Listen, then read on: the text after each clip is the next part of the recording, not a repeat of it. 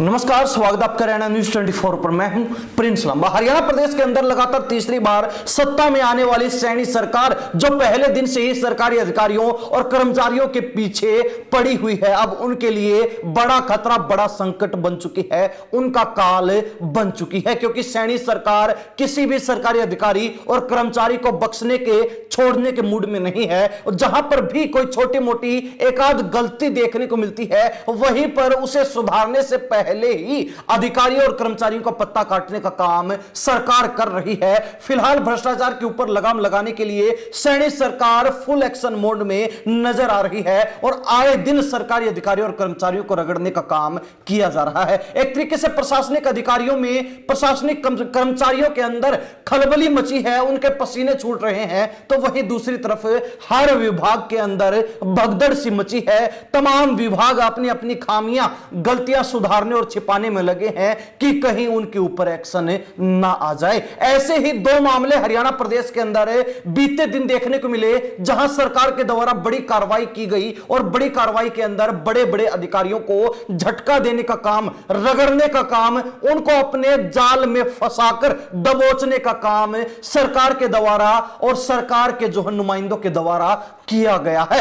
पहला मामला कुरुक्षेत्र से जुड़ा है, तो वहीं दूसरा मामला सोनीपत से जुड़ा हुआ है, गोहाना से जुड़ा हुआ है। दोनों मामलों को लेकर विस्तार से चर्चा करते हैं और आपको बताते हैं कि आखिर कौन से वो बड़े अधिकारी हैं जिनको दबोचने का काम, जिनको रंगे हाथों धरने का काम सरकार के द्वारा किया गया है। सबसे पहले बात की जाए कुरुक्षेत्र की, तो मथाना सर्कल के पटवारी राजेश कुमार और थानेसर के नायब तहसीलदार परमजीत सिंह को सस्पेंड किया गया है। उनको मथाना के ही पूर्व सरपंच अशोक कुमार की शिकायत के आधार पर सस्पेंड करने का काम सरकार के द्वारा किया गया, उनके ऊपर एक्शन लेने का काम किया गया है। माना जा रहा है और बताया जा रहा है कि खसरा नंबरों के रिकॉर्ड के साथ बड़े स्तर पर छेड़छाड़ करने के मामले में पटवारी और नायब तहसीलदार के ऊपर कार्रवाई की गई है। आपको बता दें कि नायब तहसीलदार के सस्पेंशन के ऑर्डर फाइनेंशियल कमिश्नर रेवेन्यू व विभाग के additional chief secretary doctor Sumitra Mishra की ओर से जारी हुए हैं, जबकि पटवारी राजेश कुमार को डीआरओ की सिफारिश पर सस्पेंड किया गया है। नायब तहसीलदार सस्पेंशन के दौरान हेडक्वार्टर डिप्टी कमिश्नर कार्यालय सोनीपत रहेगा। मथाना के पूर्व सरपंच अशोक कुमार ने बताया कि उनके पिता का निधन हो गया था, जिसके बाद वसीयत के इंतकाल को तहसीलदार के द्वारा मंजूरी दी जानी थी, लेकिन नायब तहसीलदार ने पटवारी को बुलाया और पूर्व सरपंच ने आरोप लगाया कि उक्त पटवारी राजेश कुमार शिकायतकर्ता के दस्तावेज लेकर ही फरार हो गया, भाग गया। उसने पटवारी राजेश कुमार की शिकायत नायब तहसीलदार परमजीत के पास की थी। जिला राजस्व अधिकारी कुरुक्षेत्र चेतना चौधरी का कहना है कि पटवारी के ऑफिस में न मिलने और फोन न उठाने को लेकर शिकायत दी गई थी और जांच में आरोप भी बिल्कुल सही साबित हुए। तो साथ ही पटवारी राजेश कुमार के रिकॉर्ड में भी अनेक खामियां पाई गई। उन्होंने रिपोर्ट तैयार कर डीसी को भेजी। वहीं डीसी नेहा का कहना है कि नायब तहसीलदार परमजीत सिंह पर मथाना की प्रॉपर्टी के खसरा नंबर से रिकॉर्ड में छेड़छाड़ के आरोप थे। आरोपों की जांच एडीसी सोनू भट्ट कर रहे थे। नायब तहसीलदार परमजीत ने जांच के दौरान संबंधित रिकॉर्ड एडीसी को उपलब्ध नहीं कराए, यानी कि जिस रिकॉर्ड के ऊपर आरोप लगाए गए थे कि इन रिकॉर्डों में नायब तहसीलदार के द्वारा बड़े स्तर पर छेड़छाड़ की गई है, गड़बड़ी की गई है, जब एडीसी ने जांच के दौरान वो रिकॉर्ड मांगा तो नायब तहसीलदार के द्वारा वो रिकॉर्ड उपलब्ध नहीं करवाया गया। बताया जा रहा है कि नायब तहसीलदार के खिलाफ म्यूटेशन नहीं करने व गलत रजिस्ट्रेशन डीड करने के मामलों में प्रशासन के पास जांच चल रही है। तब तक के लिए उनको डिप्टी कमिश्नर कार्यालय में रखा गया है। जांच पूरी होते ही और अगर आरोप सही साबित होते हैं तो नायब तहसीलदार की नौकरी भी जा सकती है, उनको बड़ा झटका सरकार की तरफ से लग सकता है। तो साथ ही जो पटवारी भी रिकॉर्ड लेकर फरार हो गया था, उसको भी सस्पेंड करने का काम कर दिया गया है।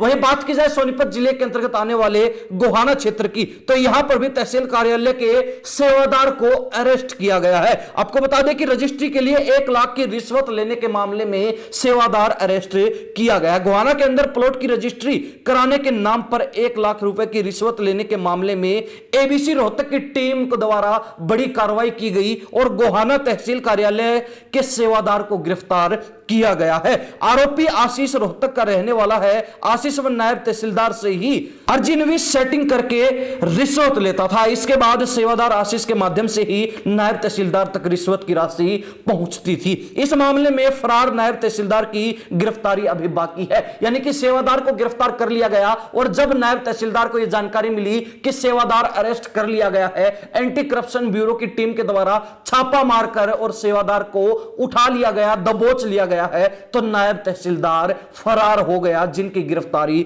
अभी बाकी है। गंगाना गांव निवासी सतीश की शिकायत पर एसीबी करनाल यानी कि एंटी करप्शन ब्यूरो करनाल की टीम ने तहसील परिसर में अर्जिनवी यशपाल उर्फ यश मल्होत्रा को प्लॉट की रजिस्ट्री कराने के नाम पर 1 लाख रुपए रिश्वत लेते हुए गिरफ्तार किया था। आरोप है कि वह नायब तहसीलदार अभिमन्यु के कहने पर रिश्वत की मांग कर रहा था। इसके बाद से आरोपी नायब तहसीलदार अभिमन्यु फरार है, यानी कि अभी तक एंटी करप्शन ब्यूरो की गिरफ्त में नहीं आया है। लेकिन उनका जो तहसील के अंदर सेवादार था उसको रंगे हाथों पकड़ने का काम, धर दबोचने का काम एंटी करप्शन ब्यूरो के द्वारा कर लिया गया। ये 2 मामले हरियाणा प्रदेश के अंदर है जो फिलहाल काफी चर्चा में है, क्योंकि एक जगह पर नायब तहसीलदार के खिलाफ जांच चल रही है, उनको सस्पेंड किया गया है, तो साथ ही पटवारी को भी सस्पेंड कर दिया गया। तो दूसरी जगह पर सेवादार को तहसील से एंटी करप्शन ब्यूरो ने अरेस्ट कर लिया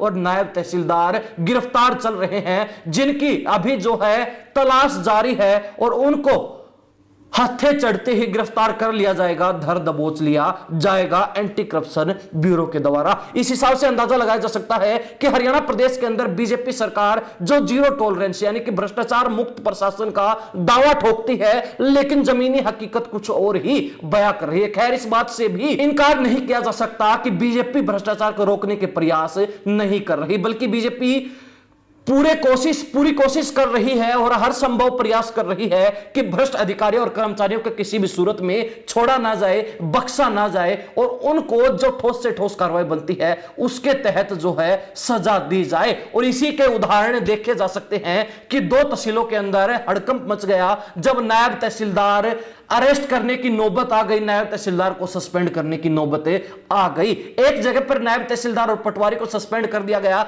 दूसरी जगह पर नायब तहसीलदार गिरफ्तार किए जाने थे लेकिन वो फरार चल रहे हैं, जबकि उनके सेवादार को अरेस्ट कर लिया गया है। तो अंदाजा लगाया जा सकता है कि तहसील कार्यालय में भ्रष्टाचार किस कदर रम चुका है, जम चुका है। लेकिन बीजेपी भी इसके पैर उखाड़ने से पीछे नहीं हट रही और कहीं ना कहीं बीजेपी के द्वारा जिस तरीके से लगातार हरियाणा प्रदेश के अंदर एक्टिव रहकर अधिकारियों और कर्मचारियों को रगड़ने का काम, लपेटने का काम है, उनके ऊपर जो है रगड़ा मारने का काम किया जा रहा है, उनको रंगे हाथों रिश्वत लेते धर दबोचने का काम जिस तरीके से लगातार जारी है, उसके बाद प्रशासनिक अधिकारियों और कर्मचारियों के पसीने छूट रहे हैं, उनके अंदर जो है खलबली सी मची है कि कहीं उनका नंबर ना लग जाए, कहां कब किसके खिलाफ एक्शन हो जाए कोई नहीं जानता, किसी को मालूम नहीं है। हरियाणा प्रदेश की जनता इस मामले को लेकर क्या राय रखती है, कमेंट के माध्यम से जो लिख दीजिए। इन्हीं सब बातों के साथ प्रिंस लांबा, हरियाणा न्यूज़ 24। नमस्कार, जय हिंद।